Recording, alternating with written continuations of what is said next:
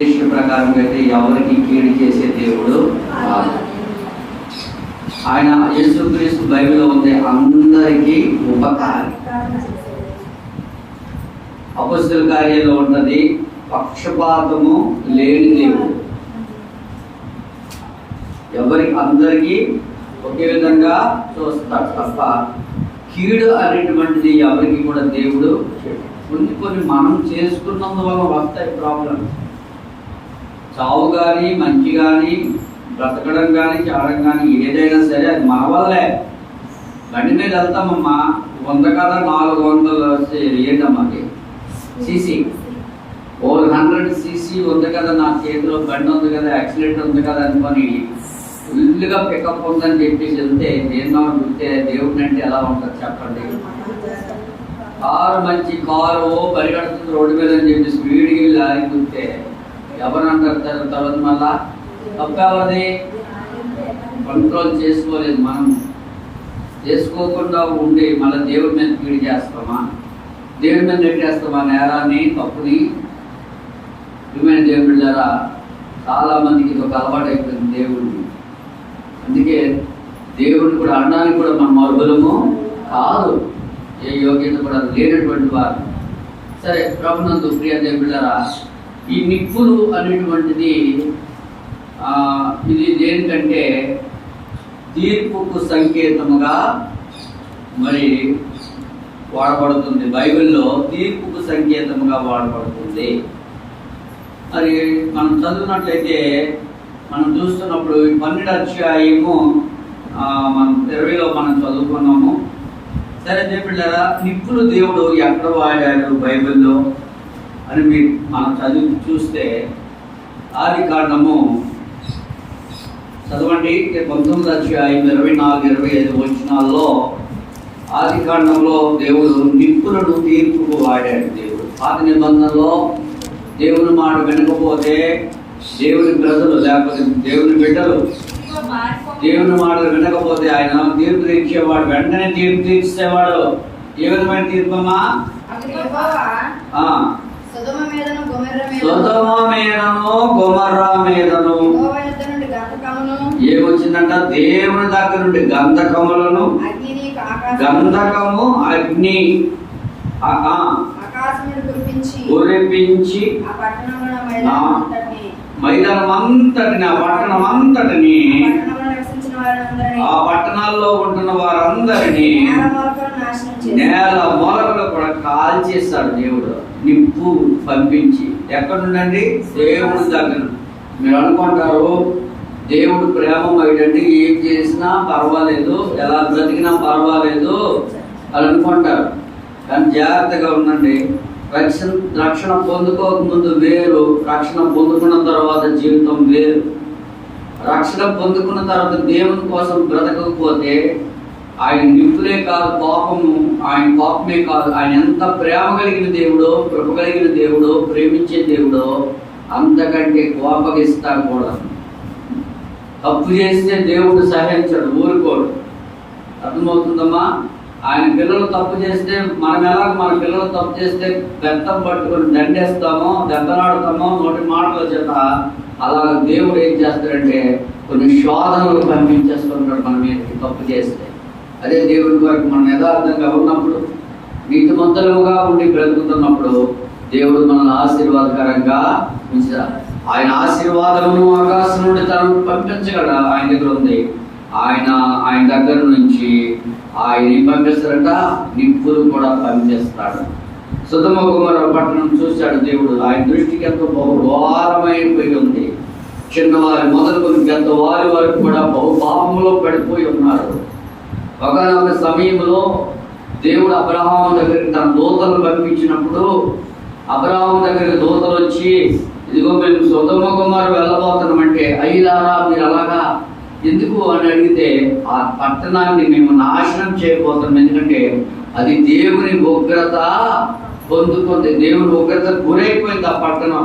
దేవుడు తన అగ్నిని ఏం చేస్తాడంటే ఆయన నిప్పులను ఆ పట్టణం మీద కురిపించేస్తాను అంటున్నాడంటే, అప్పుడు అబ్రహాం మోకాలు వేసి లోతు కుటుంబం కొరకు తన మరి తమ్ముడైన లోతు కుటుంబం కొరకు ప్రార్థన చేస్తారు కాపాడమని. అలాగని వారి ప్రమాణం కూడా వాగ్దానం కూడా కాపాడుతామని చేస్తారు. అయితే మీరు సొదొమ గొమొర్ర వెళ్ళిన తర్వాత అక్కడ ఉన్న ప్రజలు ఏం చేశారంటే, లోతు ఇంట్లోకి వచ్చేసరికి రాత్రి అయ్యేసరికి వారు ఏం చేస్తున్నారంటే, ఆ ఇంటికి వచ్చిన ఇద్దరిని, మీ ఇంటికి వచ్చిన ఇద్దరిని మాకు అప్పగించండి, వారితో మేము పాపం చేస్తామని చెప్పేసి ఆ ఇంటికి వచ్చి వారు అడిగితే, లోతు అంటున్నాడు, అయిలారా ఇది చాలా పాపం, తప్పు, ఇలా చేయకూడదు. అవసరమైతే నాకు గమనిస్తున్నటువంటి ఇద్దరు ఆడబిడ్డలు ఉన్నారు, కుమార్తెలు ఉన్నారు, వారిని బయటికి పంపించేస్తాను, వారిని ఏమైనా చేసుకోండి, కానీ నా ఇంటికి వచ్చిన వారిని మాత్రం మీరేమీ చెయ్యొద్దని బ్రతిమలాడుతున్న వారు వినరు. తలుపు బద్దలు కొట్టుకొని లోపలికి వచ్చి లోపలికి చొచ్చుకొని బయటకు వస్తారనమాట. తలుపులు పగల కొట్టేసి వచ్చి అందరు గుమ్ముగా వచ్చేసరికి అప్పుడు దేవదూతలు ఏం చేస్తాయంటే, ఇలాగా వారి కళ్ళు మీద అలాగా ఆ చేతులు అనగానే అక్కడ గాఢ అంధకారం అయిపోద్ది అనమాట. వారు చీకట్లో తడుగులు ఆడుకుంటారు, వారి కళ్ళు కనబడకుండా చేసేసాడు దేవదూతలు. వారు ఎక్కడున్నారో, గుమ్మం ముందు ఉన్నారో తెలియదు, ఎక్కడ ఉన్నారో, రోడ్డు మీద ఉన్నారో తెలియదు, వాకిట్లో ఉన్నారో అర్థం కాలేదు. వాళ్ళు నడవడానికి కూడా తడుగులు ఆడుకున్నంత చీకటి అయిపోయింది వారి కాలం ముందు. ఇంకా ఏమి లేదు. ఇంకా చూసారా, పాపం వల్ల వారికి వచ్చిన పనిష్మెంట్ ఏంటమ్మా, చీకటి ముందు వచ్చేసింది వారి కళ్ళ ముందు. తర్వాత నాశనలుగా వచ్చిందిలండి. కానీ ఈ లోపల ఏం చేశారంటే, ఈ దేవదూతలు వచ్చి లోతుని వారి పిల్లల్ని తీసుకొని బయటికి వెళ్ళిపోయారు. వెళ్ళిపోయి ఊరి బయటికి దాటించేశారు.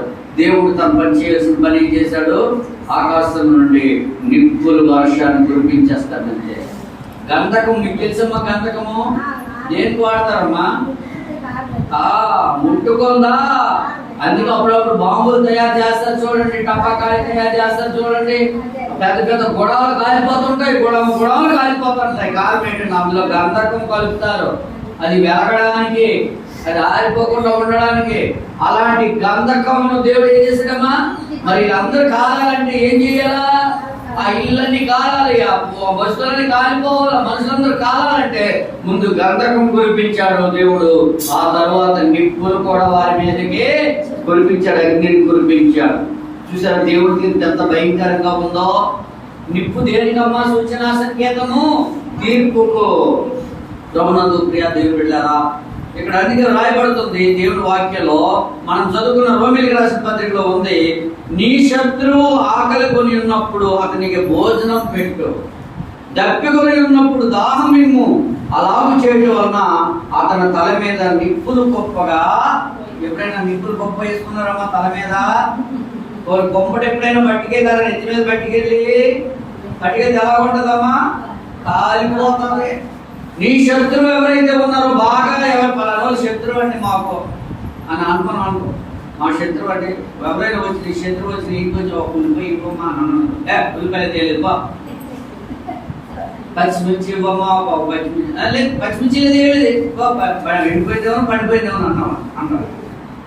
ఏమా నీ శత్రువు నీ దగ్గరకు వస్తే దేవుడు ఏమంటాడంటే, నీ శత్రువు భోజనం ఆకలి కొంటే అమ్మ ఆకలి కొంటుంది, ఆకలి తీర్చాలంట. దాహంతో వస్తే నీరు అలా చేస్తాక అతని తల మీద నువ్వేం పోసావు, నీకు తెలియకుండా నేను పోసినట్ట నిప్పులు గొప్ప పెట్టినట్టు. నిప్పులు గొప్ప పెట్టుకుంటే ఎలా ఉంటుందో మనకు తెలియదు. చిన్న నిప్పు తాగితేనే అప్పుడప్పుడు అగ్గిపొలు వెలిగేస్తా, సరిగ్గా కాదు, ఒక్కొక్కసారి వెలగవు, ఆ వెలిగించే కొవ్వొత్తులు వెలగవు, దీపాలు వెలగవు, అదేమో కాలిపోతే చివరి వరకు వచ్చేస్తుంది. ఏమవుతుందమ్మా, అలాగా చక్కెర కాలిపోయి చీమకు వచ్చేసి ఒక చీకొట్టు మనకు సున్ను అంటుంది కదా, అబ్బా కాలిపోయిందంట. అంటే ఆ చిన్న నీకు అంత భావం ఉంటే దేవుడు గురించే నిన్ను ఎన్ని శక్తి ఉందని చెప్పండి. ఏమా అంటే నువ్వేం చేసినట్టు, నీ శత్రు తల మీద నువ్వు చూపిస్తే, దేవుడి ప్రేమ చూపిస్తే. ఒకప్పుడు పాత నిబంధన కాలంలో ధర్మశాస్త్రం ప్రకారం అయితే తీర్పు వెంటనే వచ్చేసేది,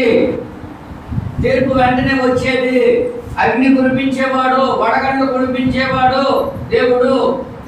అలాగే రకరకాలుగా తెగులు పంపించేవారు దేవుడు. రకరకాలుగా వెంటనే తీర్పు వచ్చింది. కానీ కొత్త నిబంధనకు వచ్చేసరికి ఆ తీర్పు మారిపోయింది, కృపాకాలం అయిపోయింది. ఆయన కృప, ఆయన దయ ఏం చేసిందమ్మా, చావు లేకుండా కొంతకాలము మళ్ళా మారుతారేమో, ఈ వ్యక్తి మార్పు చెందుతారేమో దేవుడు అవకాశాలు దేవుడు ఇస్తాడు. మారకుండా ఇంకా అదే జీవితాన్ని కొనసాగిస్తే ఏం చేస్తాడంటే ఒక దెబ్బ కొడతాడండి. అప్పుడు మట్టిని మనము నాకియాలి, మట్టిని దేవుడు ఆ వ్యక్తి లేకుండా చేసేస్తాడు. రక్షించబడిన తర్వాత తాగడాలు,